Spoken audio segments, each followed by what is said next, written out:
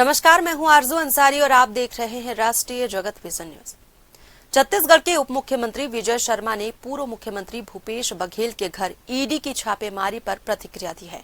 उन्होंने कहा कि ईडी केंद्रीय एजेंसी है, उन्हें ही इस कार्रवाई की जानकारी होगी, लेकिन जो विषय जन जन की चर्चा में है उसे कोई नहीं झुठला सकता। विजय शर्मा ने तंज कसते हुए कहा कि छत्तीसगढ़ में तो भ्रष्टाचार में नवाचार किए गए, ब्रॉडकास्टिंग की गई, यहाँ तक कि भ्रष्टाचार को एयरपोर्ट तक किया गया। ऐसे में कोई भी बयान अब लोगों को भ्रमित नहीं कर सकता। अब ईडी का क्या मसला है मुझे तो नहीं मालूम है, सेंट्रल की एजेंसी है, वही बताएंगे। परंतु जन जन का चर्चा का जो विषय है, किसी को भ्रमित वो कर नहीं पाएंगे।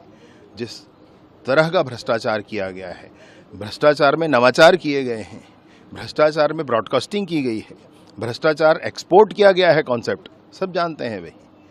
तो इसलिए होगा उसको ऐसे बोल करके भ्रम में नहीं डाल सकते वो किसी को।